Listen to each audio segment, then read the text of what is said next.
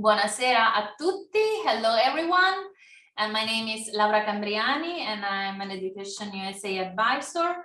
And I'm very happy to be with you today. And just few words about Education USA. I don't know if you're familiar with Education USA, but Education USA is the official network of the Department of State promoting the higher education system. So please, get in touch with us if you're interested in studying in the US, because we can help you with this dream, with this plan, let's say. And today I'm not alone, of course. There are two amazing people. We had a little chat before starting the webinar.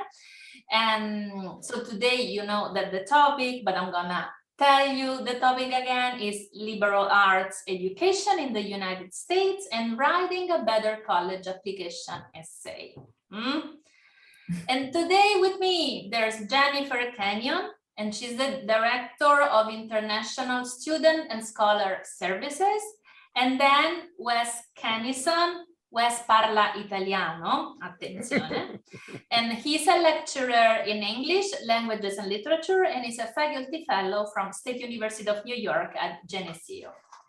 Thank you so much for being with us, and I'm ready to share the stage with you. Thank you. Thank you so much, Jennifer. All right, thank you, everyone. I appreciate your patience. So we will get started now.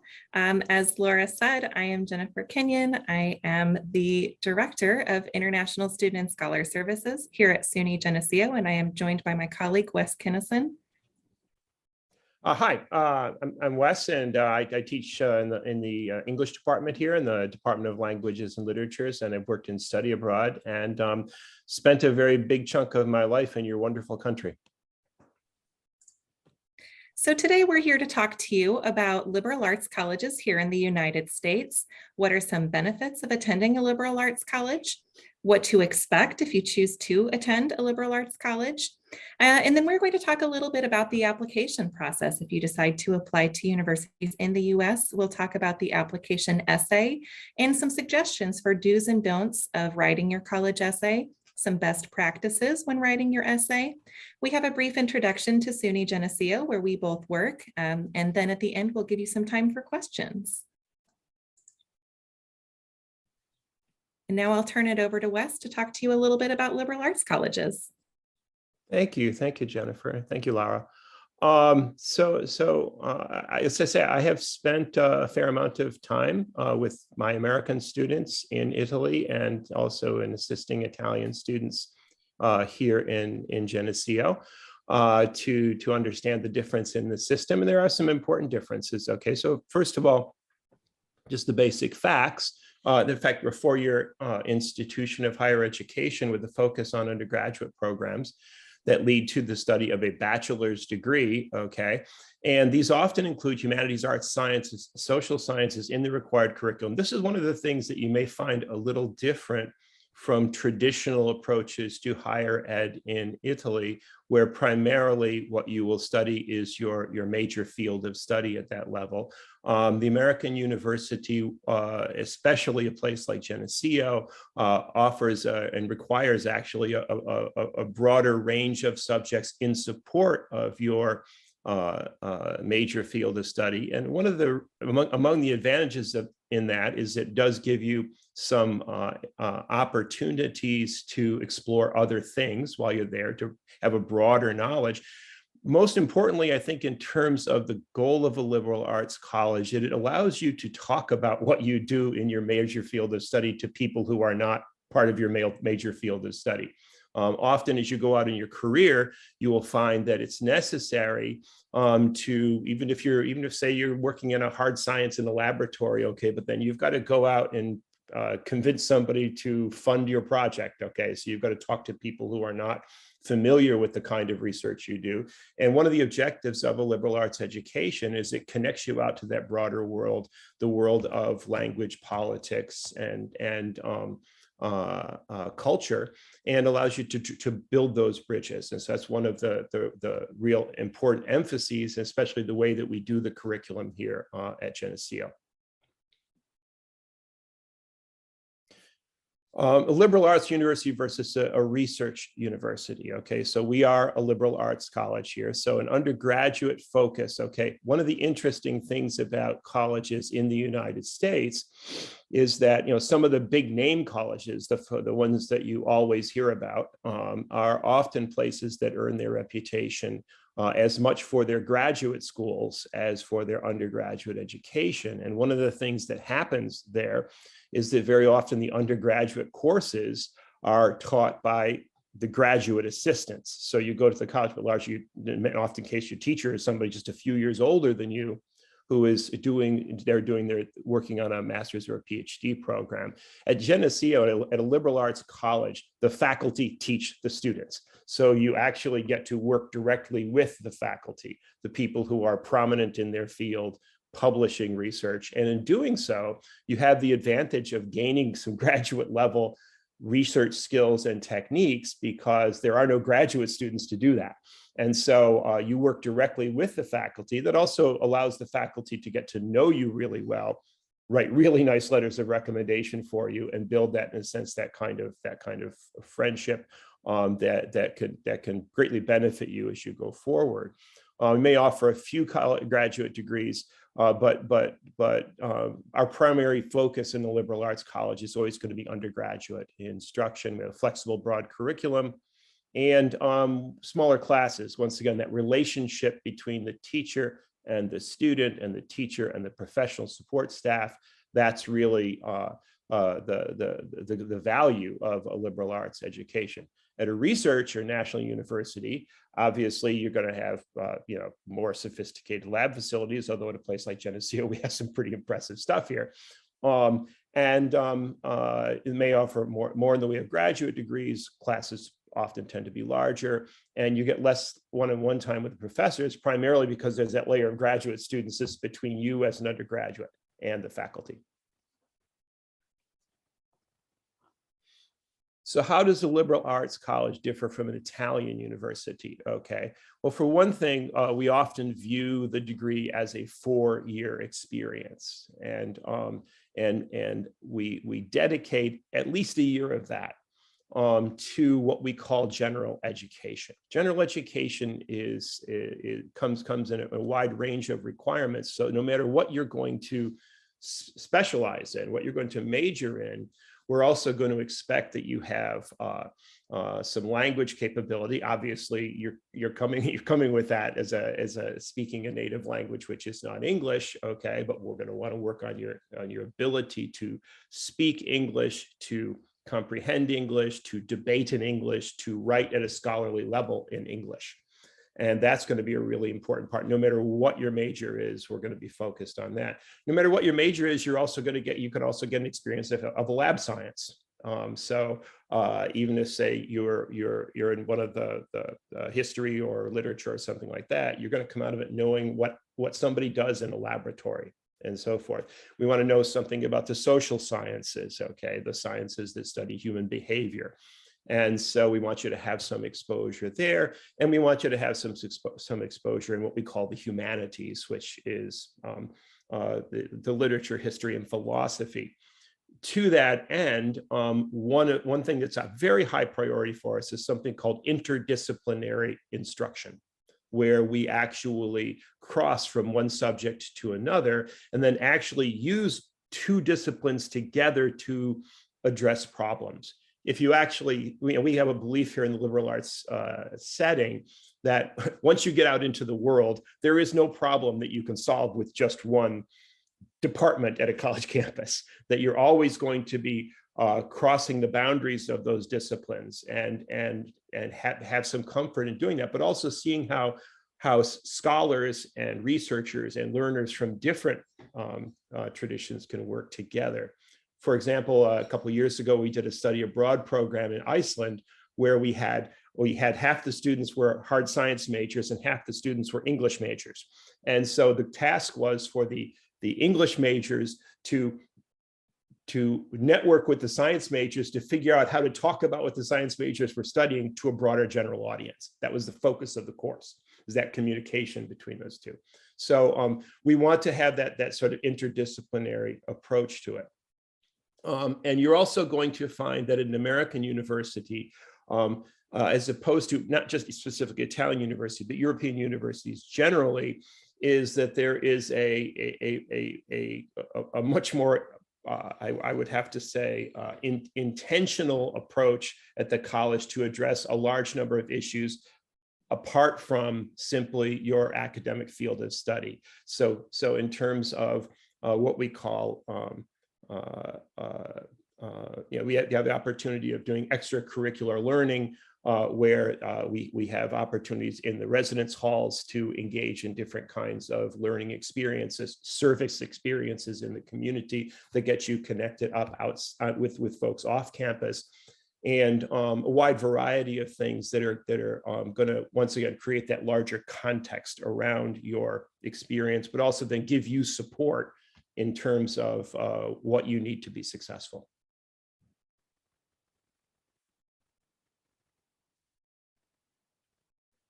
So the benefits of attending a liberal arts college, okay. The broader curriculum actually encourages self-study. I think that, there was a time back when I was a kid where you could think about engaging in one particular field of study and being confident that that would be your career for the rest of the time. If you actually look at what happens with folks now, is that people actually often have 2 or 3 different careers before they retire. And certainly with the way that technology is transforming every single part of our life and our ability to communicate throughout the globe and stuff like that, you're seeing entire professions disappear and reappear. And so the liberal arts education gives you, in a sense, the kind of agility and the kind of versatility to be able to, at later points in your career, sort of change up and explore different options. So there is a kind of process of self-discovery here. And oftentimes when we first show up at a university, we think that we want to pursue program X. We often change our minds.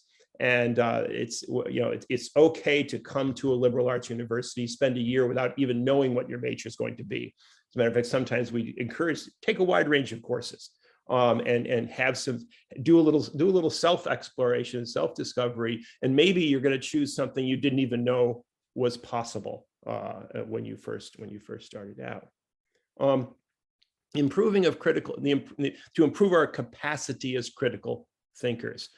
What could be more important in the world today when we are flooded with information, information coming over the internet in all kinds of ways, to have the capacity to reason critically, sort it out, know when people are telling you the truth versus when people are not telling you the truth, being able to figure that out by reason and by a commitment to values of evidence and so forth. Okay, so that capacity to think critically is essential, not just to your career, but to your sense of being a political citizen, being a participant in society. The multidisciplinary perspective, I kind of have emphasized that already, but that ability to move freely from one discipline to another, respecting what each discipline does and seeing the complementarity of how they work together. And then to develop real world practical skills. This sort of approach to something we call applied learning is ever so important in the world in which we live. Students, I find today, are more than ever hungry to answer the question, so how am I going to use this information that I'm learning? How am I going to use these skills that I'm learning out in the regular world? We're becoming much more intentional about how we connect students to those experiences. And so the students immediately understand the value of why they're learning the material in the classroom. And in the liberal arts experience, okay, as I say, we have a lot of co-curricular learning, in the campus experience. We have student organizations of various kinds. And within our residence halls, we actually have what we call learning communities for people who might be interested in sustainability. They can all sort of live in the same dormitory, okay, and so they can exchange projects and ideas in the place where they actually live. We have obviously athletics. And it's important to note that certainly our experience here at Geneseo is our student athletes are among the best students we have at the college. That the student athletes are extraordinarily good at time management, for one thing, which is a real promoter of success. And the sports teams actually understand that they need to support the students, their team members, in their academic endeavors.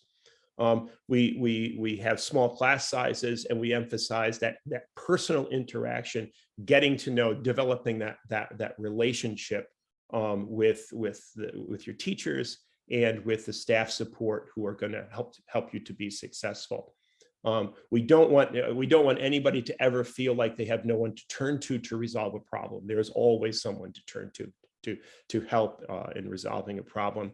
And then in our facilities, we really are a kind of residential campus. Geneseo is a place where people come to learn. And it's a place that we hope you discover lots of relationships and lots of friends that carry you through life. And we hope it's a place that you miss terribly when you're no longer there, or to look back on your Geneseo experience and just, I really miss that place. And hope that you'd come back and visit us. The opportunity to be in a smaller community like Geneseo allows for a many more opportunities to interact with people in the regular communities. We even, believe it or not, have undergraduate students who have run for the ruling council of the village board, and have assumed political positions in the community during their 4 years at Geneseo. That's happened now three different times in the last few years, where students have engaged directly in the governing of the Paese. Okay, and lots of things in terms of the dining services, and certainly the health services, counseling services. If you're having mental health concerns, we want to back you up in all of those different ways. The liberal arts education is a mens sano in corpore sano, as I say as a Latin teacher. Okay, the sound mind and the sound body approach. Great. Thank you so much, Wes, for that introduction to liberal arts colleges. Hopefully that really helps some of the students here, learn a little bit more about what to expect and what we actually mean when we're describing liberal arts colleges in the United States. We're going to move on now and talk a little bit about the application process. So when you find that perfect liberal arts college that you want to apply to, we'll talk a bit now about what to expect and what that application process looks like. But specifically, we'll talk more about the application essay that you will write. So typically, most colleges, they have their own application process. Many of us use something called the Common Application, which is one application form that you can fill out to apply to many different universities and colleges. But every college is different. And so it's very important that you visit the individual admission website and take a look at what their requirements are. They may require different tests. They may require a different application form. So it is important to read that for each individual school that you choose to apply to. But it generally starts out with that application form. And then most universities will also require some supporting documents. The most common ones that you will see are your transcripts. And those are your academic documents from high school showing the courses that you've taken and how successful you were in those courses. We generally also require some test scores, and this will vary again from college to college depending on what their admission requirements are. But generally, when you're applying as an international student to a US university, we do require that you prove some kind of English proficiency. And that can be done in a variety of different ways, but most commonly you'll see a requirement maybe to submit the TOEFL or the IELTS exam. There's many others that have similar, that evaluate similar things. You might also see PTE. More commonly recently, you'll see the Duolingo English test. Some schools still require the SAT or ACT. Many colleges over the last few years due to COVID-19 have actually gone to a more test optional model. So you may see fewer universities currently requiring the SAT. That will be something again that you'll need to check with each individual university that you apply to. We often do require some recommendation letter, and that's generally from one of your teachers or maybe from your counselor at your high school.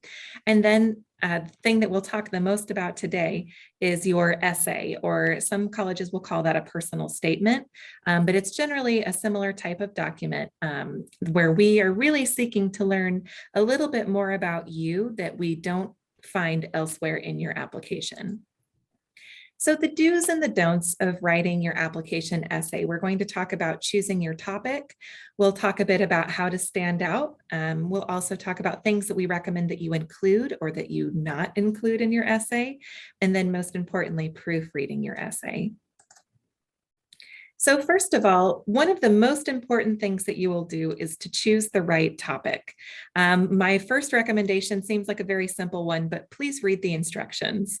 As college admission counselors, one of the first introductions we get to you is your application. And so if we find that you have not followed the instructions for the essay, that's already a bit of an indicator that maybe this might not be the best place for you to study at. And so reading the instructions tells us both that you're serious about your application, it tells us that you're very interested in this college, and it tells us that you're attentive to things that we're looking for.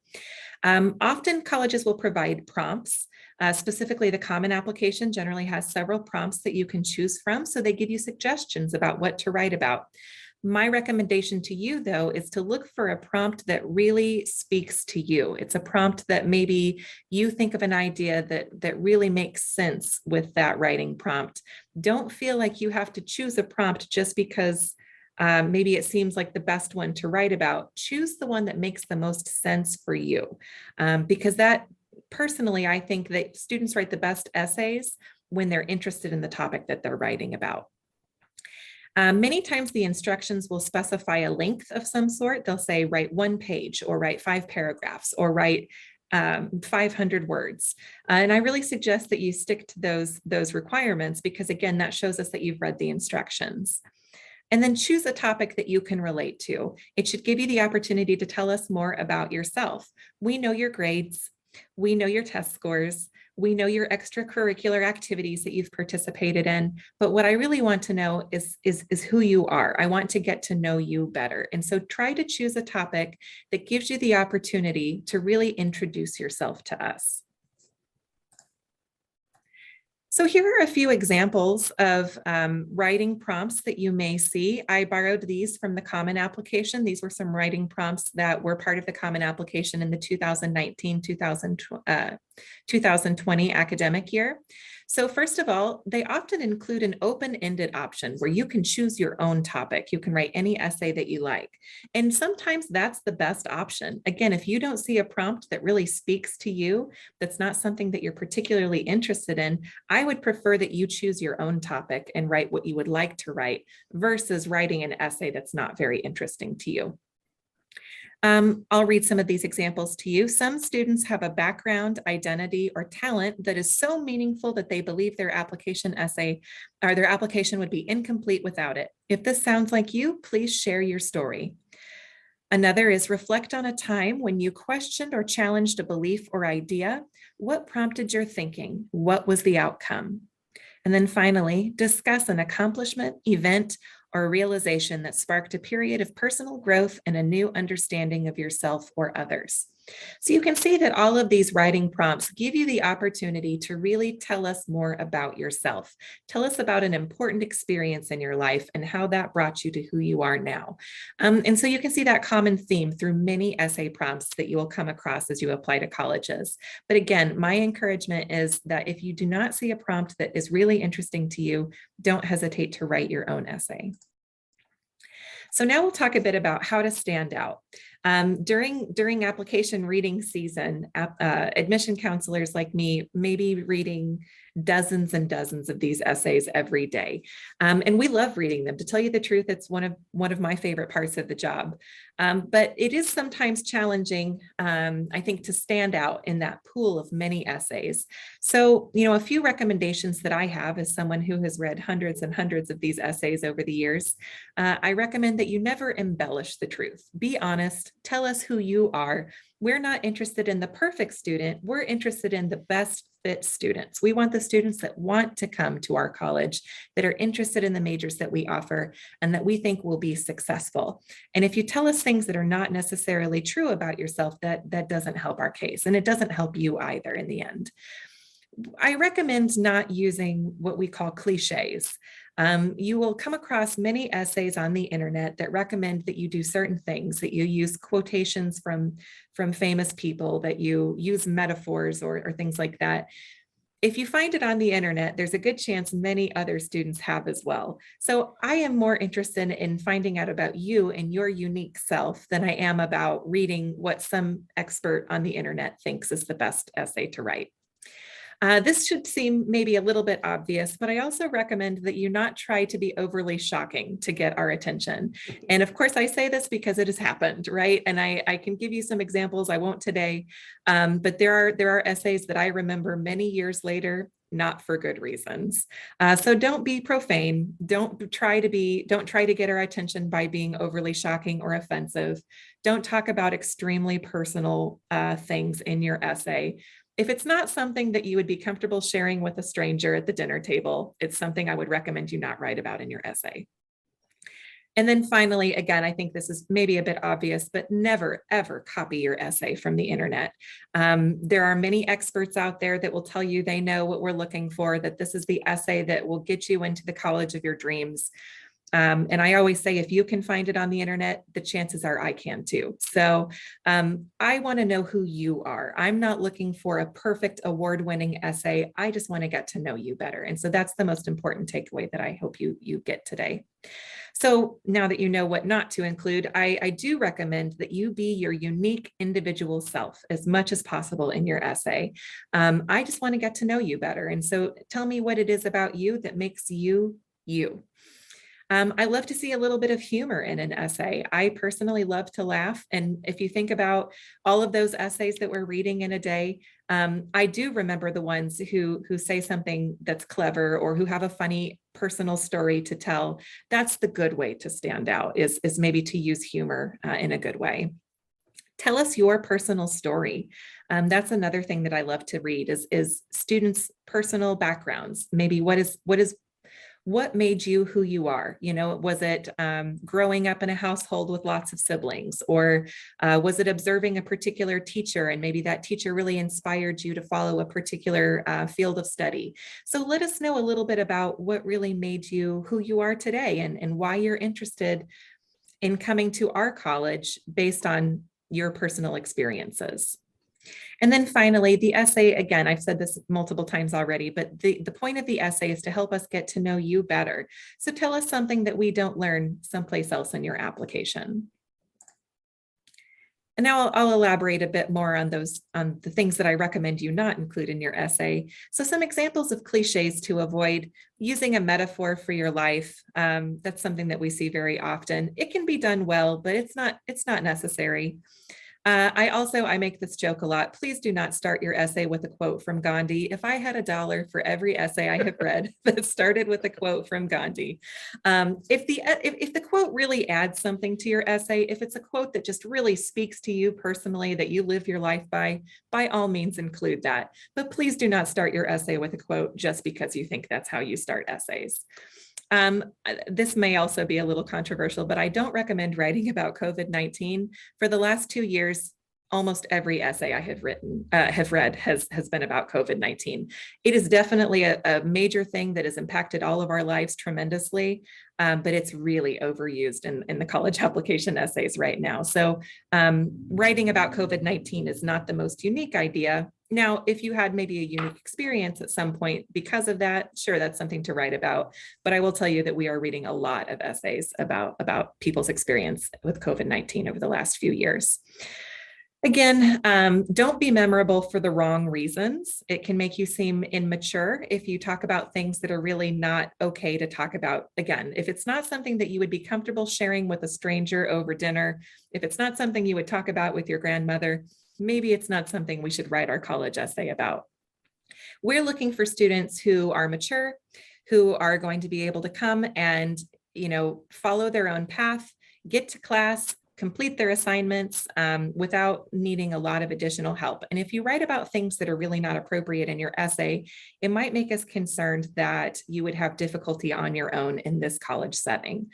So, we recommend that you not talk about, don't use bad language, maybe don't talk about like bodily functions or experiences that are too personal. Generally avoid very controversial topics. Here in the US, we always say don't talk about politics and religion at dinner. That's maybe another good point that we would make about the college essay. If it's not something that you're comfortable sharing with a stranger, let's not write about it in the essay. And then finally, I'll say it one more time, please do not copy someone else's essay. Don't risk the chance that I could actually read the same essay that I have already read before. And I say this again because it has actually happened. One day I read the same essay twice from two different students. So I include it in this presentation because it's something that can happen. If you copy an essay off the internet, there's a possibility someone else copied that same essay. It's not maybe a great possibility, but it does happen from time to time. So again, don't feel this pressure that you have to write something perfect. I would rather read an imperfect essay that helps me get to know you better than to read a perfect essay that doesn't tell me anything. So please focus on telling your story. Focus on following the directions. Don't focus on writing something perfect. And then what do we recommend that you do? Again, be yourself. Choose the right topic. That helps a lot. When it's a topic that you're interested in, I think that really helps you to tell your story. So we want to learn something about you that we don't learn in other parts of your application. So an unusual experience, maybe a hobby, a funny story, or some unique interest. Those are great places to start. Again, I love humor in an essay. I love to laugh. I love to have a little chuckle. And I often just read some of the cleverest things in these essays. And those are the ones that stand out to me for the best reasons. A good anecdote will get my attention in a good way. And especially after a long day of reading essays, to read something that I think a student really put their heart into is just really great. And that stands out in a good way. And then, if you can, tell a personal story. Use a story if it tells us more about what makes you who you are. Maybe that story, again, is something that happened to you at some point in your life. Maybe it was someone who inspired you.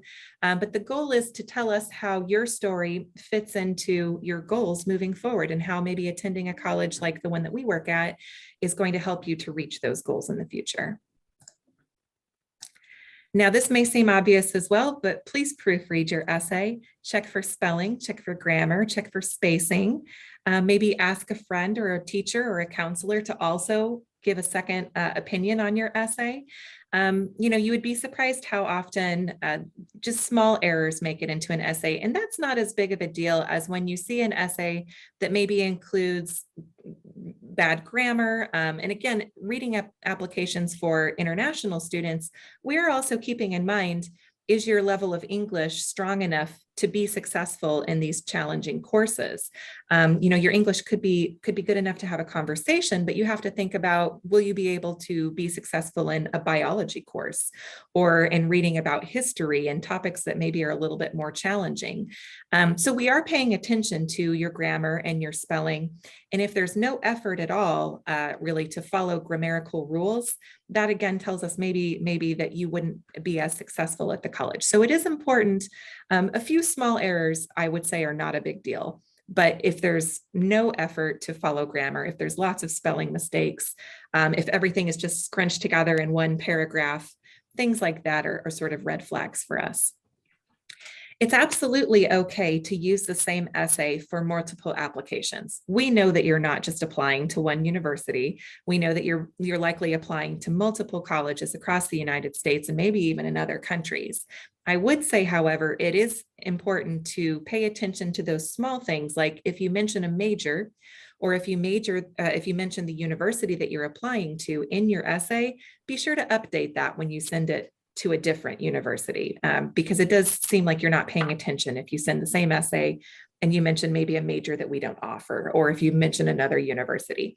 We know you're applying to other universities, but just make sure that you're careful about those details in your essay.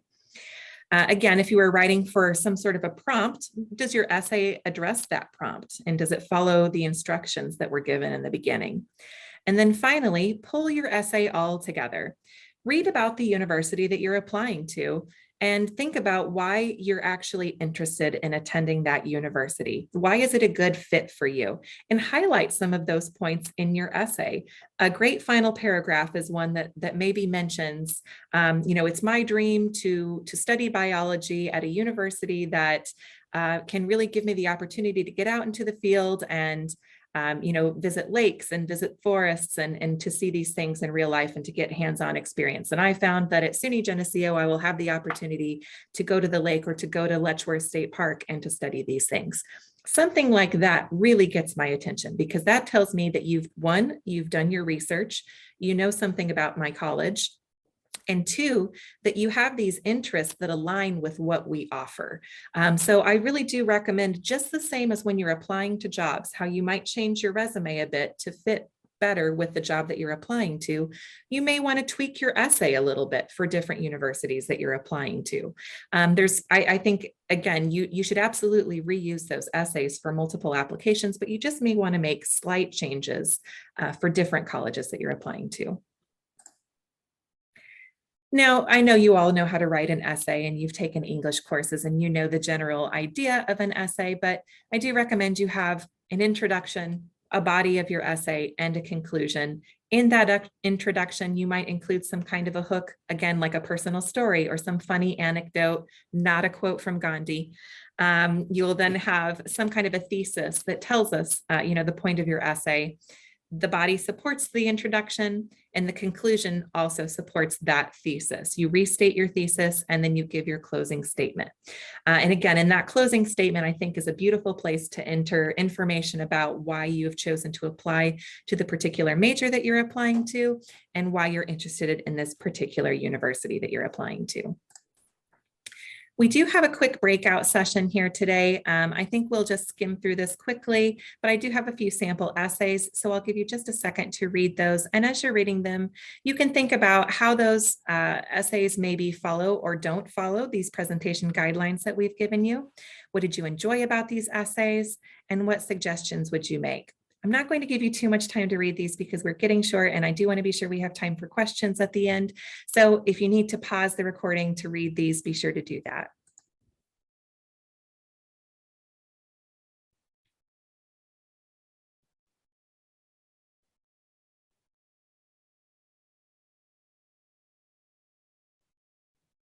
And now we'll move on to the second essay. I know it's not enough time to read, but maybe you can skim just the first part.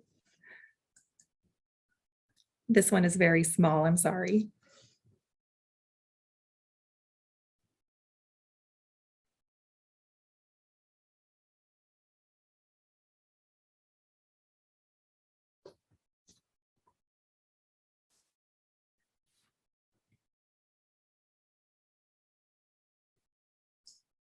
I'm enjoying this part very much. It's like a challenge. Great. So this essay, I think, one point I'll make is that this essay really tells us a bit about why this particular student is interested in what they're interested in. This tells us a story about their life. It tells us what really sparked their interest in language. And I think that this essay does a really good job of telling us about both their background, but also what made this student into the person that they are today. The previous essay is also a very good essay, but it's a little bit less personal. It feels a little bit more, like a student who thought, again, I don't want to harp on the talking too much about COVID-19, but I think this student was really thinking, okay, I'm going to talk about this experience that we've all had. It's a little bit less personal. I think it's still a good essay, but this one, the second essay, does tell me a bit more. Great. So I hope you have time to really read through those and think about a little bit how these examples maybe stand out or don't stand out so much to a college admission counselor. And I hope that helps you a little bit to frame some of these things that we've talked about here today. So now we have just a few minutes. I'm going to give you a very quick introduction to the State University of New York at Geneseo, which is the college that both Wes and I work at. So SUNY Geneseo was founded in 1871. It is a elite public liberal arts college. We are part of the State University of New York system, which is the largest university system in the United States. We're 64 separate universities and colleges, and you have a little bit of everything. We're located all across the state of New York, but Geneseo specifically is in the western part of New York in a historic village, which is called Geneseo. That's where the name comes from. We're about 30 minutes from the city of Rochester. There is an airport there, so it's convenient to get to. We're just about an hour and a half from Niagara Falls, so some really beautiful sightseeing there.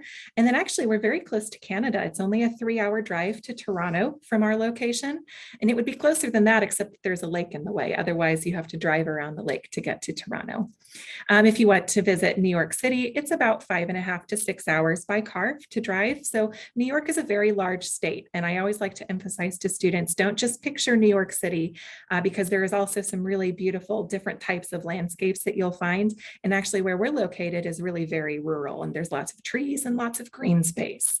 And like we talked about earlier with liberal arts colleges, Geneseo does it gives the option for some really amazing undergraduate research opportunities and really emphasizes the undergraduate experience. So those of you who are studying a bachelor's degree, I think you will find access to research projects and to internships that you would really be challenged to find at a larger research type university. We have over 3,000 internships available each year that students can apply for. About 60% of our undergraduate students are actually able to do an internship. And if you're a business major, that actually goes up to about 80%. So many of our students get to have these wonderful undergraduate experiences. We offer around 50 undergraduate degree programs. We do have 2 master's degrees. Those are in accounting and education. At the undergraduate level, some of our more popular majors are biology, psychology, international relations, business administration, accounting. We just recently added a program in finance, as well as one in data analytics, which I think is going to be very popular. We have around 5,000 undergraduate students from around 23 different countries around the world. And US News and World Report ranks us number 3 in top public schools and number 16 overall in the regional north. And we are ranked number 2 in best undergraduate teaching. So again, a really strong focus on undergraduate student experience. And I want to give Wes a second to jump in here as well, because Wes actually attended Geneseo as an undergraduate student.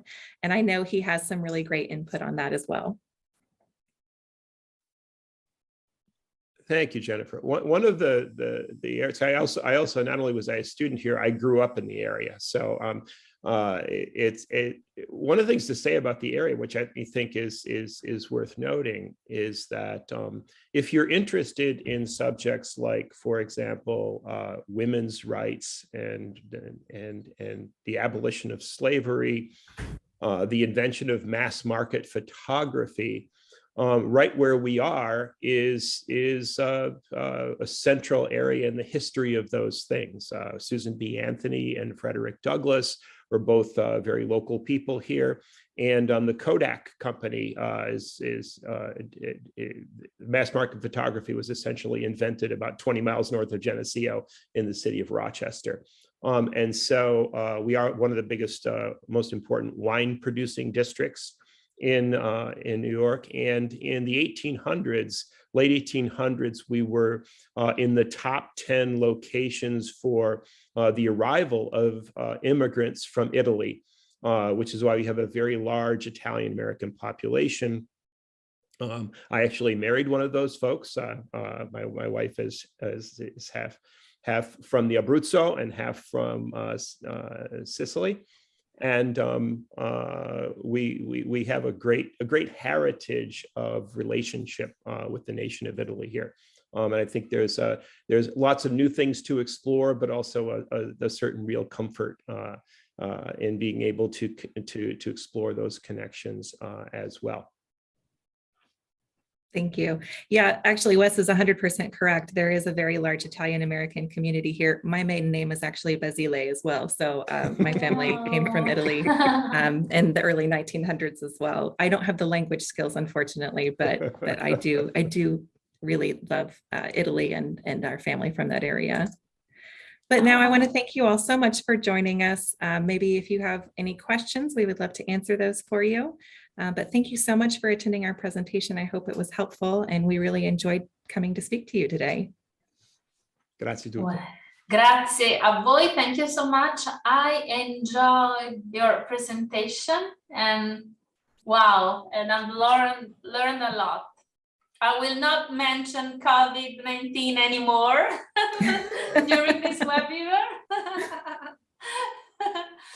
But it was very interesting. Actually, Jennifer, when you were showing the two samples, I really appreciated the comparison, and I thought that the first essay was like, it was like not like a single essay, but I thought that, I mean, the applicant was answering different questions. So it was very interesting to learn that that's the way he or she was writing the essay. So wow, the difference with the second one, which is the one that you suggest or recommend to as an example, and wow, it was huge. And so I really appreciate that, because you showed, I mean, you gave examples on how to be able to do and what not to do when you are writing an essay. So for an application to an American institution. And I also appreciated the introduction that was made, and it was about comparisons between the American higher education system and the Italian one. It was something new that no one ever made, so thank you so much. And also you emphasized how important is the self-discovery, and Italian students, when it's about choosing a university, also here in Italy, they don't really think about that. So it was good to stress that in the US, when you approach, the university choice, you have to keep in mind also that, I mean, self-discovery, it's something important, it's something good, it's something that can happen with the experience of study abroad in the US. So thank you so much for pointing out the aspects that we usually don't think about, that we don't view as important to us, but they are. I see questions, and I actually have a couple questions. One is about the language requirement, because as international students, as international applicants, Italian students have to provide the language proficiency certification. Which are the ones that Geneseo accept? I mean, I believe TOEFL and IELTS. Are there other certification accepted? Yeah, I would say that the TOEFL and the IELTS are really the gold standard. Those are the ones that are accepted by the most universities. But Geneseo does also accept other options. And some of that comes from over the last 2 years, not all of these options were available all the time. And so we have tried to make more accessibility for students. Depending on where you're located, you may not have access to a TOEFL test. So we do also accept PTE. We accept the Duolingo English test. We accept the Michigan test. And typically, if a student has gone through the CEFR or something similar like that, or any Cambridge curriculum, we can take a look at those as well. So the Common European Framework, those scores can also be considered. So generally, if you have taken an exam, I would recommend that you send us an email, and if it's one that you think we might be able to consider, if it's in the same general realm as these other English tests, it's definitely possible we may be able to accept that. Again, every university is a little bit different, but we have moved towards a more accessible approach to English tests. And so as long as we can determine that what you have taken was a secure exam and that you have reached an acceptable level as that exam scores it, then we will often consider that. Okay. Yeah, I would like to add quickly there too, and Jennifer and I have had some very interesting conversations about this over the years, is how we give sort of professional support to our faculty in terms of how to be more helpful to students in the classroom who do not speak English as their first language. That there are some very basic strategies that teachers can use that level the experience and make it more available so that people don't get left behind. And I think that many of our faculty are very, very, very interested in mastering those techniques. Because I have like maybe a question related to what you have just said, because my question is about, I'm a student, an Italian student, very interested in attending Geneseo. What happens if I take the language test and I don't know what happens? Maybe I'm very tired or very nervous, and I don't get a result which is enough to apply to Geneseo. Maybe so the result, the point that I get are below the level that you require to apply. What should I do? Should I quit? Should I get in touch with you? Since you said that if you find mistakes, if you find typos, not too many, not too bad, in the essays, you maybe can be flexible a little bit. So Sure. What about the language certification if my point is below? So I never recommend that you quit. Never quit. Really? I think language study is something that you can always improve. And so when a student lets me know that their score is a bit lower than what we require, my advice is always try again, because you can always make improvements to your language skills. So there's a few options for students like that. And it depends a little bit on the individual circumstance. If the student is really far below what we require, then at that point, I might recommend that student consider maybe taking an intensive English class there in Italy. Maybe the student would really benefit from taking a course, really studying hard, and then maybe giving it another try a little bit later. If the student is actually pretty close, maybe they're a few points low, not quite where we want to see them, but not so far that I would say that they need to defer their studies, then my advice is actually to look for some kind of either maybe a 1 semester or a short-term intensive English course that you can take here in the US. And there are several that we partner with here in New York. So 2 examples I can give you. At Buffalo State College, they have an intensive English program where you can study for a few months, maybe improve your skills a bit, and then you could transfer to your academic program at Geneseo. There's a similar program offered at SUNY Morrisville, which is a few hours away from us, where you can actually take intensive English classes as well as some of your introductory first year academic courses. And so you can improve your English a bit and also do that in a setting where you're able to also earn some of your credits for your first year. And then once you complete that program, you can also transfer to Geneseo and start your academic program. So something like that can be very beneficial because it can help you maybe to smooth over those small issues that you may have and can help you to make that little bit of improvement that you need while still allowing you to have a maybe smoother transition into your academic courses. Because the most important thing to me is making sure that you will be successful once you start your academic classes here at Geneseo. And I don't want to push that too hard for someone who's not quite ready, because it's not good for us. And it's especially not good for the student. We want you to come here and to have a good experience and to learn and to be successful. And so sometimes that means you need to take a little bit more time to work on your language ability. Again, if you think about taking a course in something like history or biology, where there could be terminology that you don't learn in a normal English classroom, those sorts of things are things that you want to think about because it is more challenging taking academic classes in another language. So sometimes taking that little bit of extra time is what we would recommend doing. Yeah, and if I could add, in terms of the experience of a student who does make it into Geneseo, and perhaps comes into the classroom without much confidence in their English.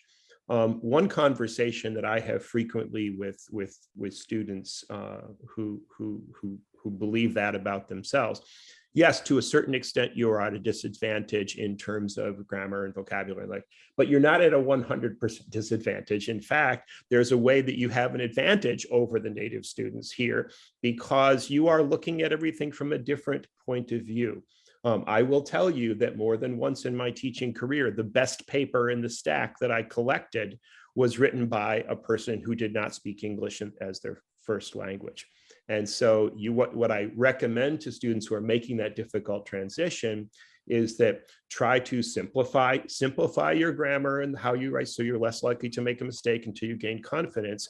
But know that your external perspective on what's going on is a great advantage to you, and make sure that in the content of what you're talking about, you exercise that advantage. Wow, thank you so much. Thank you so much. There's just one last question, which is about scholarships. Are there scholarships available for international students? I'm so glad you asked. We absolutely do offer some academic merit scholarships for international students. And so those scholarships go up to $9,000 per year. They're awarded automatically. So when you apply for admission, we will automatically consider your application both for admission and for scholarship. So you will find out when you're admitted, you will also receive your scholarship offer. There's not an extra application process or any additional documents that you need to supply in order to be considered. We'll automatically consider your application. So we're really happy to be able to offer those awards. And the majority of the students that apply are awarded some scholarship. Wow, thank you so much. There are no more questions. And wow, it was great. I've learned a lot. And I would like to apply. I mean, with all these suggestions about the essays, I believe that I'm ready. We would love to have you. You're welcome so anytime. Much. Grazie. Io abito qui vicino all'università, quasi 100 metri dall'università. C'è sempre un piatto di pasta a casa mia. Per qualcuno che arriva. Vabbè. Grazie, guarda. Troppo Niente problema. Troppo C'è sempre. simpatico. Grazie davvero. L'ospitalità italo-americana. Davvero. Grazie mille. I love spending this hour with you. And so it was great. Now I know if I will be around, I can stop and meet you. And so it was great. Thank you so much for being with us today, and hopefully talk to you soon.